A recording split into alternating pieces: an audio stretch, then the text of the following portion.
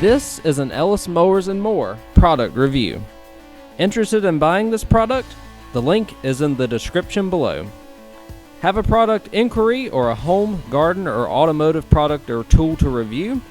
Email me, ellis@ellismowers.com, or reach out on Instagram and Facebook at Ellis Mowers and More. And as always, like and subscribe for more product reviews and small engine content. On today's product review, we're going to be looking into this LAUNCH CRP123 Plus scan tool. This is the version 2.0. It's the updated one for 2024 from the LAUNCH company. And had a few of their products before. Really good scan tools. This is kind of a mid-level scan tool, so it's not going to do absolutely everything that you may need it to do if you're like a professional shop or something along those lines. It will perform some tests, and we'll get into that here in a few minutes. But it's not going to do the full-on, like, run the whole gamut like the higher-end scan tools will do. You do get a lot of bang for your buck for these LAUNCH scan tools. I'm going to go ahead and unbox it, just show you everything that's in it, and then we're going to go out there and test it out on a vehicle just to kind of see some of the features that it does. So here's a look at everything that comes as a part of this scan tool. It is about the size of an average, maybe like a 7-inch tablet, relatively small, but decent sized screen, probably about a 5-inch screen. You'll see the specs, and comes with your OBD2 tool. So if you're just looking for something simple that maybe does a little bit more than just read codes, this is probably going to work really well for you. Here's a charging cable with the USB, so you can use it, you know, to download updates and things along those lines if you need to use that. This is a USB for a memory card, and the memory card is associated underneath here. Stores all the information that you need. You can plug that into your computer if you need to and take it out. So, and then your charging area is down here, or if you want to plug it in to an outlet or a computer or something along those lines to power it up outside of the vehicle, you can do that. Use your manual, and then just kind of a lowdown of what the controls and stuff do. So I'm going to hook it up to some power, get all the whole startup process done, show you any steps of that may be a little bit weird, and then we'll throw it in the car. Alright, so let's look at all I did was plug it into an outlet and show y'all what we've got going on here. The screen is nice and bright, and hopefully it shows up well for y'all. So this is your home menu. You have diagnose, settings, and help. There's a beep function. It's really nice and simple. We're going to see what this thing can do once we get it out on the car. We'll start with the diagnose side here.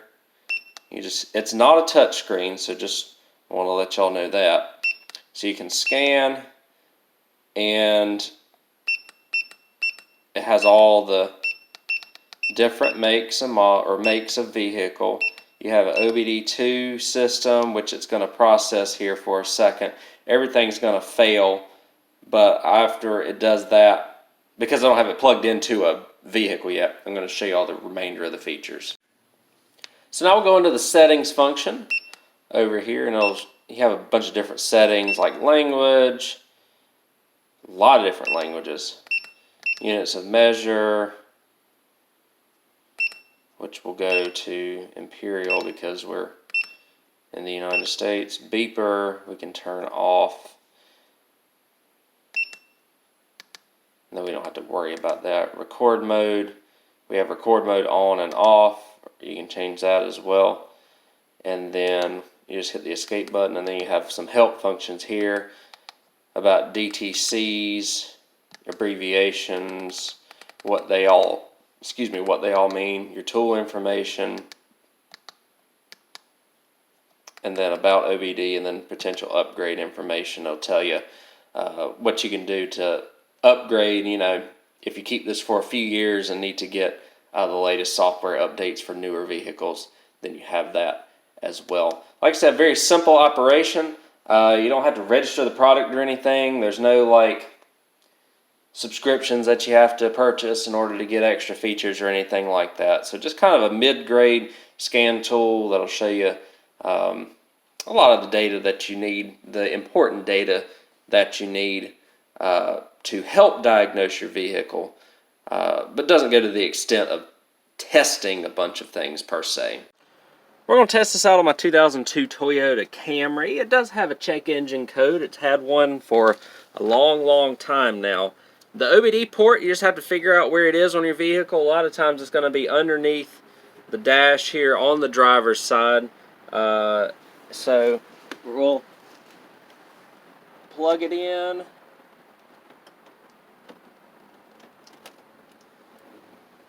And the ignition is on, so it's booting up. And we'll come inside here now and show y'all what's going on here. So,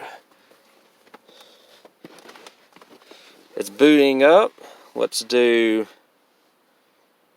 if we hit the diagnose button, what it'll do. OBD2, entering system. And it'll process. Once it processes, I'll show you the next menu. So it found the proper scan and show me what I've got here. The different data streams. Again, this is a 2002, so it's not going to have a ton of different data streams. If you have a newer car, it's probably going to have a lot more than what this does. It does show that the status is on. We have 1 code stored. We got 7 monitors ready, completed, 0 not completed, 3 not supported, and then 19 data streams supported. Spark ignition. Do we have anything else? We do not. So we'll hit OK. We're going to get the vehicle information, and we'll see what's next. And here's your next menu. This is your codes. If we read codes, it should show the P0420 catalyst system efficiency below threshold bank 1. This is a current code, which means it is showing on the dash. That's in the same code basically as a pending code. So this code's been on here for a long time. Long story short, it means the catalytic converter's not efficient enough to pass inspection. I don't have inspections in the county that I live in, so it's something that I just live with and don't worry about. The only thing I have to worry about is if it ever decides to, clog itself up. You have your options to escape. You have a help button. Well, look at the help button. Here we go. So it gives you the information. Tells you what the catalytic converter is. It gives you a good description of that. And essentially says, exhaust leakage in the exhaust pipe, invalid catalytic box, error in ECT sensor, engine misfire, timing issue. It shows you a bunch of different things that you can try, but the car runs great. So again, like I said, catalytic converter. Thing about these cars in particular is that they burn oil, and so the catalytic converter is burning off a lot more stuff than usual. It's just going to lose its efficiency. But that's really nice that it has that help button there. You can press OK to save it, and then a record button also. So that's excellent. I can erase the codes, see what the ignition or the IM readiness is, since the DTCs were cleared, which has been a while. Moisture monitor, and shows you all of this stuff here. Evap system, misfire, fuel system, evap system. There's a ton of stuff here. There's 10 pages. Or no, there's 10 items here. So that's really nice. It does not have a heated catalyst. Fun things that you learn about your car. This drive cycle, I haven't driven it on this drive cycle. You have your data stream. Let's see what items we have here. We'll just view all items. We're going to get a supported data stream loading. I'll probably crank the car up after it does that. Okay. So engine coolant temperature, short-term fuel trim. There's 17 things that they'll identify here. So let's see what we've got. Engine RPM. I'll just go ahead and crank it. You can see that is coming on. The ignition timing advance, intake air temperature. It's about 50 degrees outside right now. Mass airflow, absolute throttle position.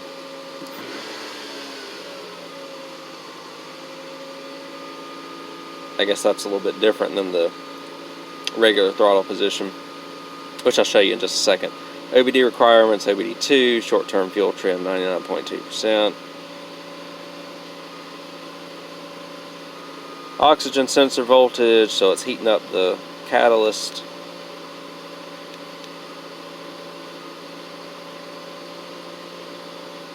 Engine RPM. You'll see it go up right there. Ignition timing. Vehicle speed, so that's kind of cool. It shows you all of that data stream. Super nice. You can do a freeze frame from the data stream. It's loading everything up.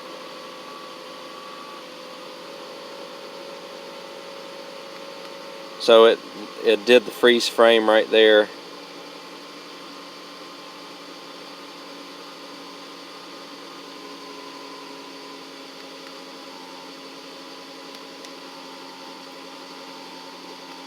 You have an O2 sensor test, onboard monitoring. There's two other things. An evap system test.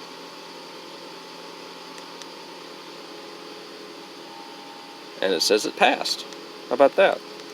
And then your vehicle information.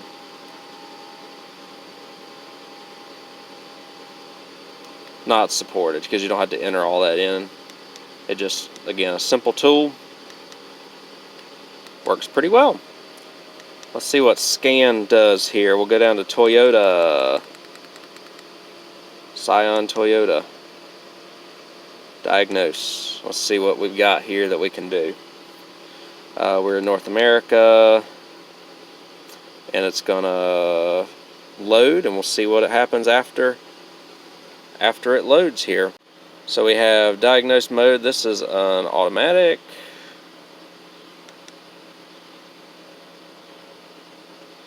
And we'll see what this does here.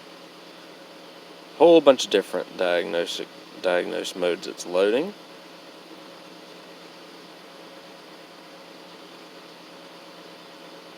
Just to give you all an idea of what it is. Immobilizer, theft deterrent, combination meter, occupant detection, driver door, sliding roof. I don't have a sliding roof.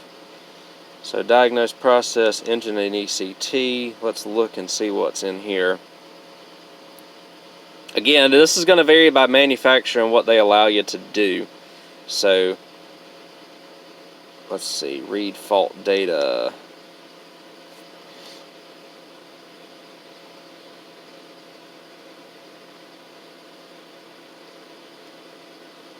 Read current fault data.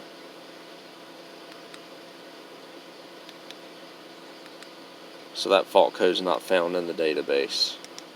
So we can see, some of these fault codes will be found in databases. Just kind of depends on what make and manufacturer you've got of your vehicle. Let's read current data. So here we go. So we can look at, let's just look at the fuel system. This may just be all data stream. So if you want to, it's a lot of the data stream that we saw earlier, but it divides it up into the systems, if that makes sense. So if you're looking specifically at the evap system, you can come into this menu and see all of this, as opposed to having to sort through a bunch of different data points in order to get what you need. If you know you have an evap issue, you can look at your evap and see that you have, or you can center that down and see if you have an issue there. Again, we have airbag fault data, which we don't have any DTCs. If we did, then you could look at there. So it's nice that it has airbag as well. We have a manual select. You can look at the whole different processes here. We'll look at cruise control just to make sure. It says fault in communication with the ECU. Interesting.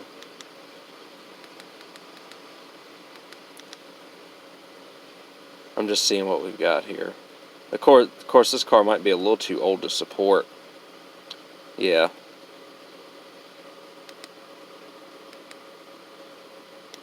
Actually, what I might do is I might turn the car off and see if that does anything. If that does anything different. Like I said, different cars, the amount of age that it has on it probably determines if you can go into these diagnose processes. But it's good that they're there. If you need them, I don't know if this vehicle actually supports it, but still, the fact that they're there and you can use them if you need them is really, really nice. And then you have the review button. If you saved some data, it's going to be so I can review a freeze frame. I don't have, so there's the freeze frame that I had from earlier. So hopefully that gives you all an idea of everything that this scan tool can do. Upload, record. You can delete freeze frames, delete data streams. Got that memory card in there as well if you need to store some of that data. Like I said, hopefully I found this review interesting, and again, it's nice to see a lot of that live data without having been locked into subscription services and having to do over-the-air updates constantly and things along those lines. This is not a touchscreen, as y'all saw, and is not Wi-Fi supported, so keep that in mind as well. You just have to think about the scan tools for the price point, and this is right on par with most of them. So this is everything on this Launch CRP123 version 2.0 plus scan tool. It has a good amount of live data. I wish it had a misfire counter, but it does have misfire tests and things along those lines that you can do. Again, works really well, right on par with other scan tools that you get a lot of bang for your buck with this scan tool, actually. Right on par with others, though. Really enjoy Launch's products. This thing's fast and responsive. It's not a touchscreen. It's 4-inch LCD screen, but it's very clear to read, easy to navigate the menu, and can pull reports and show you a decent data stream on your vehicle. Again, different vehicles are going to show different data streams, and probably the newer the vehicle, the more modules you are going to be able to diagnose with. Like when we were going to the end and doing those manual diagnosis of tests and things along those lines, the newer vehicles are probably going to support that a little bit more. It just kind of depends on what your vehicle manufacturer and year, make, model allow scan tools like this to do. But again, it provides good information, like with the check engine code on the car out there. Kind of shows you the possibilities of what might be the issue for that, and will do for a lot of other codes as well. So I want to thank Launch for letting me try this out.